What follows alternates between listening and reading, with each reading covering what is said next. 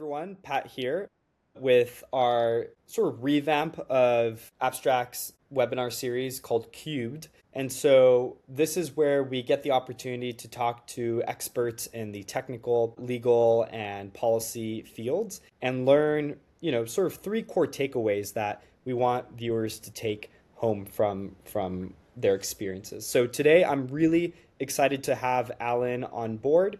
Alan is very close to the sort of team here at Abstract. He's actually our CTO, and he's spent quite a bit of time working with AI and really complex data sets. So Alan, really excited to have you on board here. Before we dive into a couple of sort of areas of AI and data that you've been seeing, wondering if you can give us a quick intro about your background and what you do here at Abstract. Maybe people don't know what a CTO is. Yeah, thanks, Pat. If you don't know what a CTO is, then we basically are keeping the ship running on the technology front, right? So responsible for all the software engineering, all the QA, all the deployments, all the compliance, all the data that's coming in, all the privacy issues, things like that. So doing a lot of work there, and just at Abstract right now, leading a team of the most wonderful folks I could imagine. Nothing better than the people on my team, and just love the company and what we've been doing. I've been in tech since, gosh, I would call it since I was probably about 12 years old. I logged onto a BBS at home, dialed in on a modem. If anyone listening's old enough to hear that like modem sound in their head, dialed into that on BBSs, started playing games like MUDs, just a text-based game. So learned to type there, cut my teeth, went through to school, studied mathematics, philosophy, and then fell into computer programming and tech, and I love it. Amazing. And I was going to say, obviously, Alan might be a little bit biased because he leads out one of our core teams here at Abstract, but I can say that, we definitely have a great team of very mission-driven people. And so talk about mission, one of the core tenets of what we do here is, try and make government more accessible, more transparent. And so we're using AI to make sense of all the messy sort of noise coming out of these government entities. And so, Alan, a lot of our viewers are people in government affairs. They're also, lawyers and sort of experts in policy. There's so much going on in the world, especially today, March 5th, 2026. How does AI help with all this, right? Like large language models are becoming more popular. People are using like ChatGPT and, other chat bots like Claude. So where do LLMs sort of fall into the space? Like how would you explain this for people? Yeah, let me start by saying is if you feel behind and you're not sure what the latest advancements are and like where things are going, you're not alone, right? I spend time on like Y Combinator, Hacker News, other outlets that like tech people are familiar with, which I would call the bleeding edge, and I still feel behind. So if you feel a little behind, that's okay. That's where I'll start. But it's really a boon. I view it. I think the mind I naturally go towards, is this going to be replacing jobs? Is this going to be replacing what we do? Is this replacing all those things? Maybe in some ways, right? There's a lot of things that I do very differently now than I did just 4 years ago, right? I don't spend as much time coding actual lines of code like I did. I'm using models to my advantage. But just like in development, I don't think you're seeing developers go away. I think you're seeing them shift and change their focus, right? So like assisting people just like a developer is assisted is what's going to be happening and what is already happening with these large language models. You see people in law firms or government affairs or any other industry almost leveraging these to abstract themselves, no pun intended, for better work, right? And to do things and to run things strategically. When I'm working with an LLM, I'm not asking it to do like minor code edits and being very specific, but I'm being very strategic. I'm bringing the context, I'm bringing the expertise into the thing. And I think you're seeing the same thing kind of happen. What's interesting is that I think we're moving at almost in every industry from, okay, this is interesting and this is a POC and this is like, we built some internal tools or we built some things to help us to like real software and real deployable things that really augment workflows and increase value for businesses, like large, small, in between, individuals as well. So, yeah. Well, what are some reasons behind that? I mean, I feel like one of the things like we're seeing less hallucinations.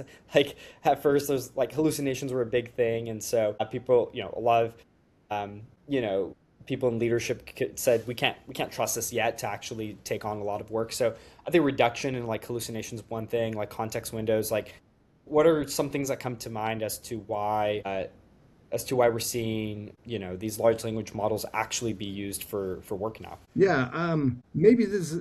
I'm not an expert in this area, but I love to draw analogies, so I'm going to try one here. Oh Like, yeah. if you think about like the early automobile, difficult to drive, like the way it shifted, the way it would break, you had to fix it, lots of things. And the automobile was interesting, but there came an inflection point where that automobile pretty much took over, and people started changing.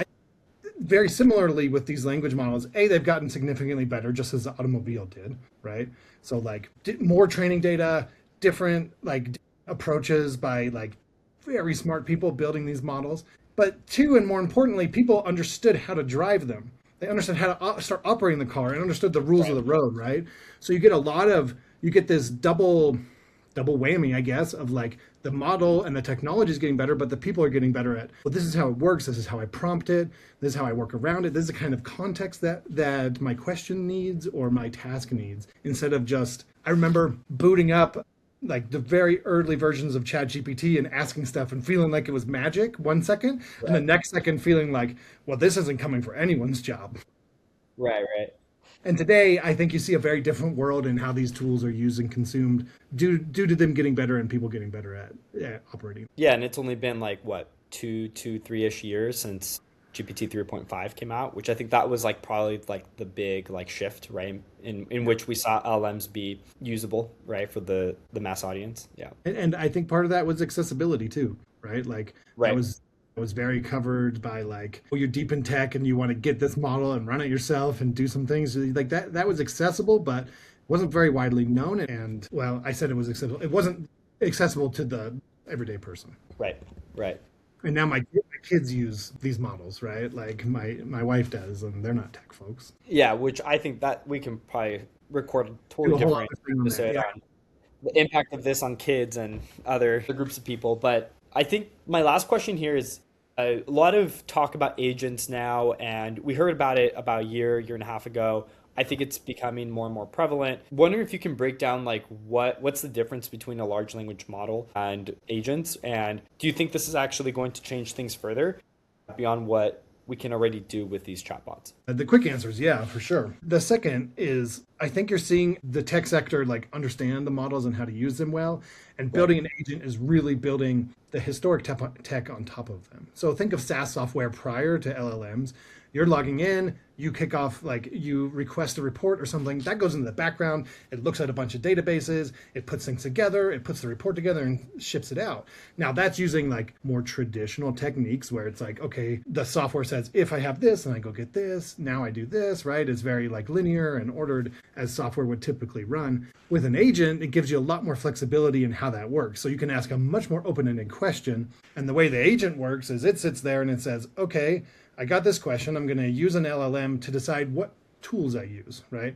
This is really the standard way to think about it. Is an agent has a set of tools. That might be legal data retrieval, maybe like court data retrieval. Maybe it's like, oh, I have a tool that like is another LLM that is a government, it's supposed to be my government affairs expert that I can run my things by. And so it has this whole tool chain of maybe an email sender, things like that. And so the LLM can run through, ask questions, use its tools, get responses back, figure out what tool to use next, and finally complete the task in the way that you had predetermined. And so instead of building a system that, hey, this does one task really, really well, I'm going to build a system that's backed by my data, which we could go there too, which like the domain data is huge right now, right? Like, Right. because you can't build these tools if you don't have that data. Anyways, you run through this data and then these tools use it and then send you back your answer. Instead of having one specific workflow, you're able to answer lots of open-ended questions and meet a lot of different needs. Yeah, and I was going to ask what was that point about the data, like the domain data, and your thoughts on Yeah. that? Yeah. Well, look, I mean, anybody can go to ChatGPT and ask a question, right? Like now, the way that you need to understand that is like the internet is a huge, huge, huge place and half heaven and half cesspool, I guess, right? Yeah. There's a lot of bad data and a lot of good data. The way these LLMs end up getting trained using tons of tokens, we all know about data centers and infrastructure and energy. And I'm not trying to make an opinion on that, but whatever opinion you have, it's using a lot, right, to train these models. And that you're still only covering the surface, right? Right. It's not going to tell me what's 8 pages down in every single bill or in every single proposal at a city agenda in like Orem, Utah, which is where I am, right? A city of 100,000 people. I'm not getting that out of ChatGPT. Now, some creative ways around that of web search and things like that that pull that data back. But when you think about having this whole entire corpus of data accessible to your LLM and very specifically trained on it, you start to get much better answers, you get much better context, and you get less hallucination. Right. Right. So, Right. I mean, hallucination still happens. The LLM thinks it does things really, really well, and it doesn't always do that. Right. Trying to work through part of our own pipeline recently, I ended up getting some things that got summarized, and it just totally made up brand new executive orders for me, and it was totally wrong. Right. Right. So Right. having the domain data, and a point on that, it was because the domain data wasn't connected the right way. Right. This was all during testing, but it didn't have the right domain data, so it was just like making things up. So if I don't have that data, it can't do the right thing, but it'll try. Yep. Yep. We've seen multiple examples of it trying and failing. Yeah. I guess as the name suggests, right? Cubed, three takeaways. I think we touched on a lot of insightful things here. I'm hearing, at first there's like a point here to be made about why LLMs are now a lot more usable and applicable for real work. There's like a point about sort of how agents are transforming the way that LLMs are being used. And then there's also a point about data. So in your words, how would you summarize them into like 3 points? And I love asking this question at the end because I'm making you do the work at the end here to tie this with a bow. Yeah, So aren't you supposed to do that part? yeah, well, I do the high level. So what are the three main things that you would sort of like, take away from those three themes? I think continue to learn to, like, if I was giving advice, continue to learn to operate LLMs and that data structure. That's a skill that cross industries, especially the industries we work with and talk to, is not going to go away. Right? It'll just get more and more and more. And the more expertise you have there, the better. Two, understand that the data is super important. Having the context, having the LLM have the context, even if it's summarized context. We work with, and I would imagine, and I know our clients do, and lots of listeners probably do, work with huge data sets. Sometimes you can't just shove 90 gigs of PDFs into an LLM and get a good answer out, but being able to figure out, hey, how do I summarize these things? How do I send them in different batches? How do I work with that? So understand your data domain and where that expertise lies. When you're looking for a vendor, if you're buying AI software, look for someone who really has that down and who's ingesting data and using that alongside the LLM, not just tying through to something. I could POC a whole bunch of AI businesses in about 2 days if I don't use the data, right? Right. But bringing the data in makes that a bigger task and a bigger challenge. And Got it. let's see, 3, I think something about agents, right? Something about agents. agents. Yeah. I mean, heck, learn about agents. I'm still learning about agents. Yeah. Code just like has agent teams going, right? And these are like teams of agents that will do different things in your workflow. So being able to pass those off to 2 different agents and have that work. Now, agents aren't don't think of them as this like magic thing that just does whatever the heck you want. I think a lot of people want you to believe that, but I like to think of them as like these are specialized different pieces that can do things in a very specific way.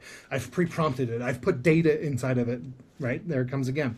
And that way, like the agent knows what it's doing and I can pass tasks off. Well, hey, this was super insightful. Thank you again for taking the time to join on our Cube podcast here. And if people want to learn more about you or what you're doing, I assume probably LinkedIn is best. You can also find Alan on our website, abstract.us. So really appreciate you taking the time here and looking forward to having you on again, hopefully soon. Yeah, absolutely. And if anyone, if you're in Utah and want to get coffee, just hit me up. Yeah. All right. Thanks, y'all. Yep. Take care.